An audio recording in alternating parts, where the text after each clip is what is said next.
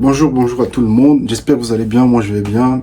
Si tu es nouveau sur cette chaîne et que c'est la première fois que tu me vois, moi c'est Fils MT et je parle des jobs étudiants, je parle des étudiants en général, de la vie des étudiantes également. Je parle aussi un peu, tout petit peu de foot, je parle beaucoup de finance et de l'investissement. Donc si tu te retrouves dans des aspects ou bien dans un des domaines que j'ai cités là, n'hésite pas à t'abonner parce que c'est vraiment cette chaîne, on va parler de beaucoup de choses qui vont vraiment dans ces sens-là. Donc, je tiens à remercier à tous les 185 abonnés qu'on a déjà sur cette chaîne. Ça fait vraiment plaisir de voir également vos commentaires, vos likes. Ça donne la force. Donc, aujourd'hui, on va parler d'un sujet assez important pour les étudiants. Et pour surtout ceux qui prévoient de venir en Belgique. Et il faut qu'ils soient au courant de comment ça se passe au niveau des jobs étudiants. De combien est-ce qu'on peut gagner en Belgique en tant qu'étudiant. Donc c'est sur ce sujet qu'on va essayer de débattre aujourd'hui. Bon, pas forcément un débat parce que bon, je parle juste devant ma caméra, mais vous pouvez donner votre avis, vos différents avis en commentaire. Je les lirai comme d'habitude. Je ne passe jamais un commentaire sans répondre ou lâcher un petit like. Donc on y va et on va commencer directement avec le premier point assez important de la vidéo, c'est que en Belgique, les heures étudiants en fait sont vraiment quelque chose de très essentiel. En fait, la Belgique alloue un certain nombre d'heures aux étudiants afin d'essayer de régulariser, en fait, essayer de bien en fait maîtriser comment est-ce que les jobs étudiants se font. Est-ce que les étudiants cette année travaillent beaucoup plus, beaucoup moins? Est-ce que c'est peut-être tes heures qui t'ont fait rater ton année? Donc vraiment, c'est ça que le gouvernement belge a mis sur place. C'est peut-être sûrement, il y a d'autres pays qui le font aussi. Donc, c'est ça, 650 heures cette année en 2026. Depuis que je suis arrivé en 2021, c'était, je pense, à 475 heures. Je vais vous mettre un petit tableau ici qui va représenter l'évolution des heures étudiantes depuis que je suis arrivé en Belgique. Donc, en 2026, cette année d'aujourd'hui, nous sommes à 650 heures. Donc, c'est, bon, selon mon expérience, c'est pas toujours suffisant pour un étudiant. Parce que c'est en fait la vie en Belgique est assez complexe, donc et il faut aussi faire les économies. Souvent les heures ne suffisent pas, souvent ils finissent, mais on va parler de tout ça pendant la vidéo. Donc il faut vraiment faire attention à ces 650 heures parce que c'est très essentiel, c'est vraiment quelque chose qu'il faut maîtriser. Il faut rappeler elles sont renouvelables donc chaque année. Donc, chaque 1er janvier, les 650 heures sont renouvelables. Donc, du coup, tu peux recommencer à travailler même si tu as fini tes heures l'année dernière à partir du prochain janvier. Donc, si, par exemple, il te restait 8 heures, par exemple, l'année dernière, tes 8 heures ne sont pas renouvelables. Qu'elles ne sont pas renouvelables, ça veut dire quoi? Ça veut dire que si, par exemple, il te restait 8 heures en 2025, tes 8 heures ne seront pas ajoutées aux 650 heures de l'année suivante. Donc, lorsque tu as tes 650 heures, tu peux travailler en temps scolaire, c'est-à-dire à partir de septembre jusqu'en avril, donc avant les congés de Pâques, tu ne peux travailler que 20 heures semaine. Puis, les congés de Pâques, tu peux continuer à travailler plus de 20 heures semaine. Après les congés de Pâques, tu retournes à l'école, donc tu ne peux travailler que 20 heures par semaine, normalement selon la loi. Et puis, pendant les congés d'été, là, tu peux continuer à travailler plus de 20 heures par semaine parce que ce sont déjà les vacances. Et pourquoi c'est important de prendre ça en compte? Parce que lorsque tu vas vouloir renouveler ton séjour en tant qu'étudiant étranger, là je parle spécialement déjà des étudiants étrangers, lorsque tu vas vouloir renouveler ton séjour, ces 20 heures par semaine que tu auras travaillé sera essentiel.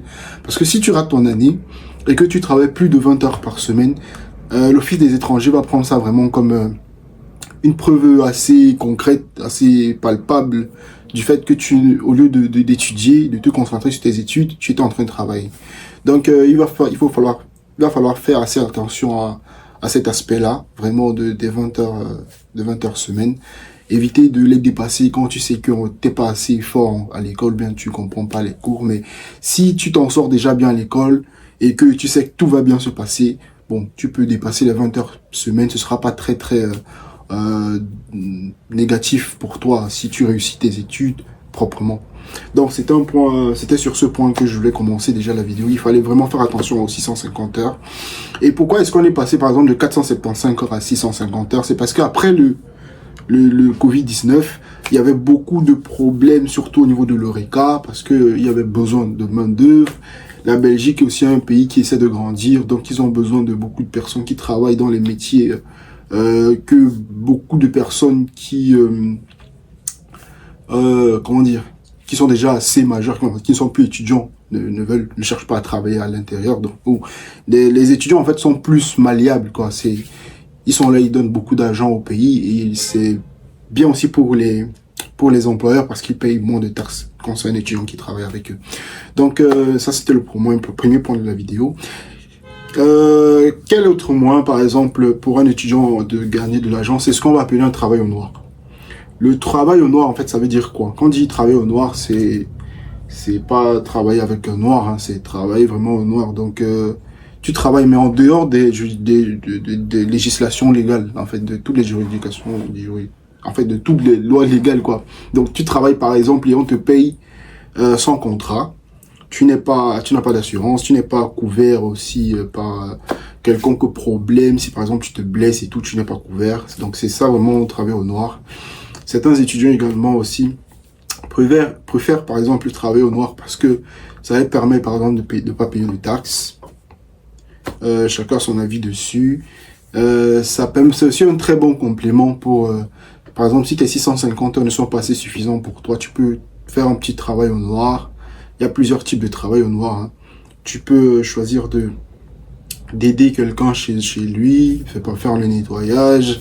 Par exemple, tu peux arriver dans un petit chantier et tout, tu commences à peut-être aider. Donc, tu peux finir la journée avec, c'est pas 50 euros, 60 euros, 100 euros.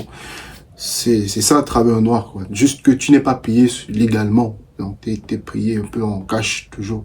Et l'État n'a pas d'action sur ton argent. C'est ça, payer au noir, être payé au noir. C'est aussi une assez bonne façon pour les étudiants d'avoir un peu d'économie de côté si les 650 heures ne sont pas assez suffisantes pour eux. Mais il faut quand même faire attention parce que légalement, c'est pas très juste, bon, parce qu'il faut payer les taxes et tout. Et pour toi également, ça peut être dangereux. Par exemple, si la personne qui t'emploie au noir, peut-être décide de pas te payer ou bien te paye très mal, ça peut être pris comme de l'esclavagisme. Même si c'est assez rigolo, mais ça peut être pris comme de l'esclavagisme. C'est vraiment le mot qu'il faut dire dans ça.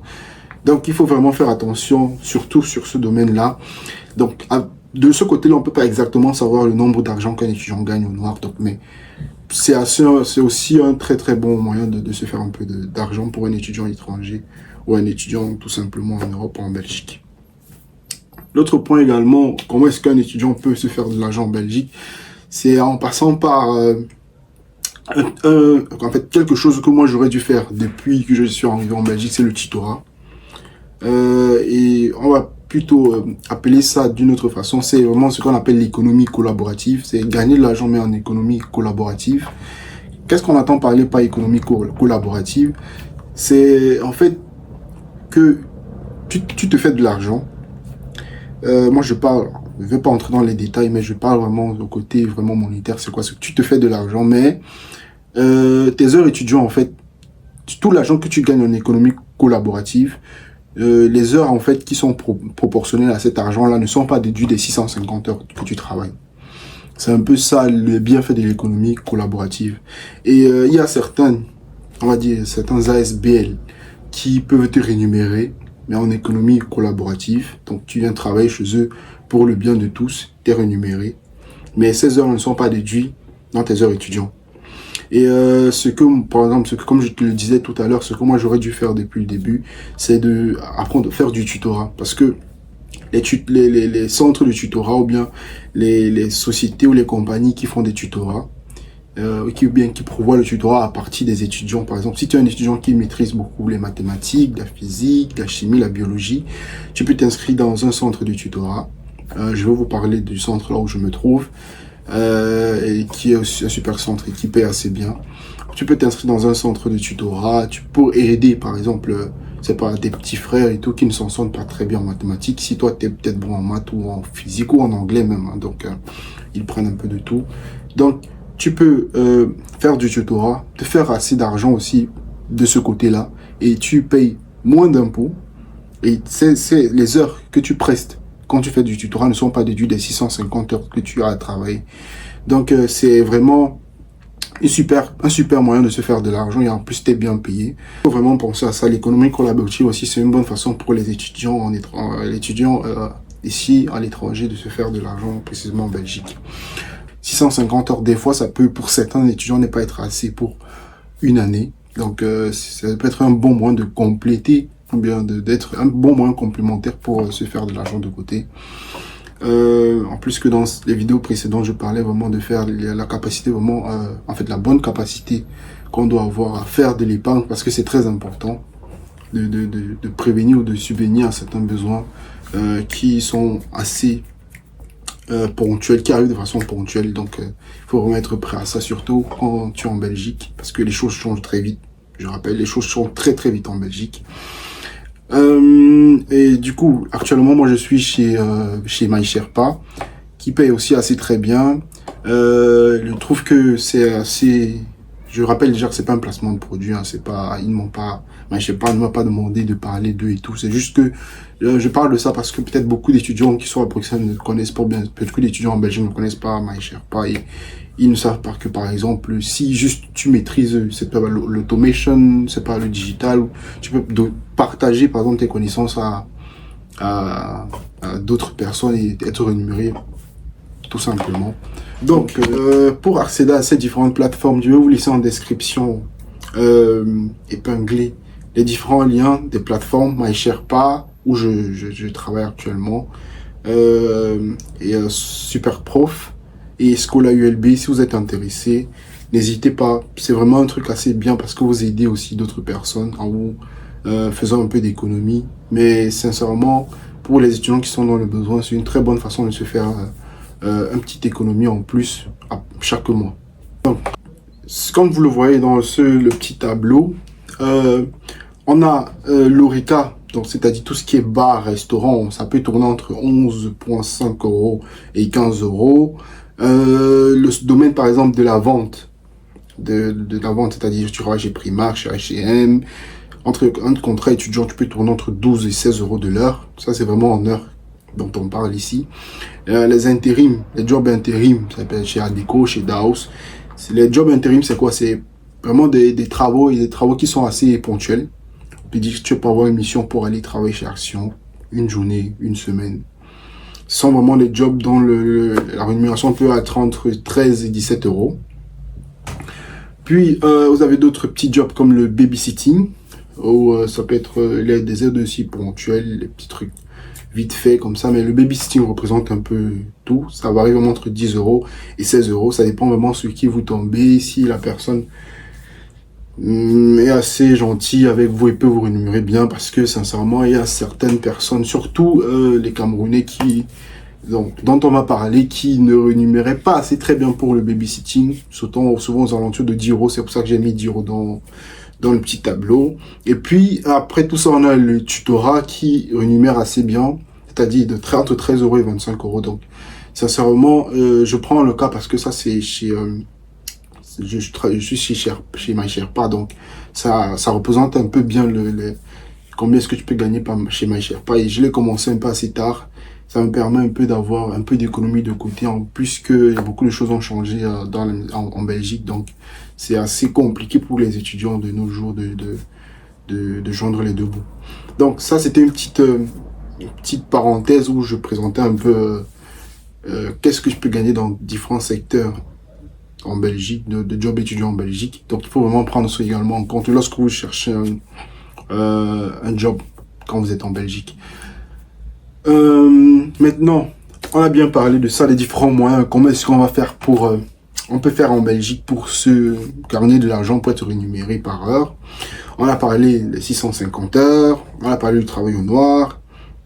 On a également parlé de rémunération, mais en économie collaborative, qui est une très très bonne façon également de se faire un complément d'argent par mois. Maintenant, on va essayer de savoir, avec un petit calcul, donc, combien est-ce qu'un étudiant étranger gagne par an en Belgique. On a juste à faire un petit calcul. Mais avant de dire cela, comment est-ce qu'on fait pour savoir où se trouve, par exemple, le nombre d'heures, comment on voit le nombre d'heures qui nous reste? vous n'avez qu'à aller sur le site student@@work.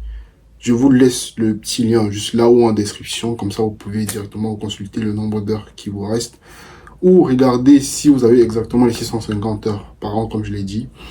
Donc, lorsque vous avez donc le nombre d'heures que vous avez, comment est-ce qu'on fait le calcul du coup? Vous prenez juste une information, c'est pas. Supposons que vous avez le petit tableau là. Donc supposons quelqu'un qui travaille dans la vente, c'est entre 12 et 16 euros de l'heure. Supposons qu'il gagne 16 euros de l'heure. Tu fais juste le 16 fois les 650. Là, tu as par an, en moyenne, on va dire, de façon très, on va dire, à la grosse louche, quoi, ce que tu peux gagner par an, si par exemple tu gagnes 16 euros de l'heure, par exemple dans le secteur de la vente chez Primark, chez H&M, dans tout ça. Donc, en mettant en dessus de cela, tu peux maintenant, si tu travailles au noir, tu peux compléter tes revenus avec, c'est pas un petit travail au noir. Ou si tu as, tu fais du tutorat, tu peux aussi compléter tout cela avec du tutorat. Cela te permet déjà d'avoir assez d'économies, de subvenir à tes besoins, par exemple, payer tes études et tout. Donc vraiment, dans cela, maintenant, tu peux faire des petits calcul pour savoir que donc là mon loyer il va aller ici, mais mon épargne il va aller là, ce que je vais manger il va aller là. Donc c'est un peu comme ça que c'est une petite approximation de combien peut gagner donc un étudiant en Belgique. Au-dessus de tout cela également, il faut savoir que lorsque tu dépasses un certain nombre d'heures, tu es sensible à payer une grosse cotisation sociale. Bon, on va appeler ça les impôts. Donc, je pense que cette année, ça tourne aux environs de 13 000 ou 12 000 euros. Donc, lorsque tu dépasses un certain montant d'argent, tu payes beaucoup plus d'impôts qu'une personne, par exemple, qui n'avait pas fini ses 650 heures et qui n'avait pas dépassé une certaine somme d'argent par an. Parce qu'il y a toujours une petite limitation au niveau de la somme d'argent qu'un étudiant peut toucher en Belgique. Si c'était libre à tout le monde de travailler et de gagner comme il voulait, c'est que vraiment ce ne serait plus vraiment les études que les gens viendraient faire ici en Belgique. Donc, c'est aussi un petit point qu'il fallait que j'attire aussi également l'attention dessus. Sinon, à part ça, tout a été dit dans ces vidéos.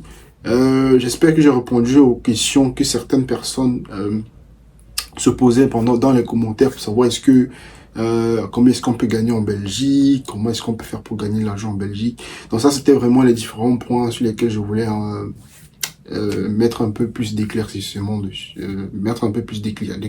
J'espère que cet éclaircissement a été fait. Donc, si vous avez quelques questions ou quelques remarques par rapport à la vidéo, par rapport à ce que j'ai dit, n'hésitez pas à me le laisser en commentaire. J'ai juste fait vite la vidéo pour essayer avec un peu le temps que j'avais devant moi, de faire la vidéo pour répondre à ces questions le plus rapidement possible. J'espère que cette vidéo vous a plu.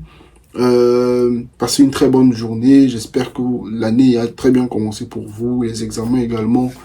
Pour ceux qui sont au secondaire, j'espère que les examens, les petits tests, ça se passe bien. J'espère vraiment n'oublier personne dans cette vidéo. Prenez soin de vous et bye bye.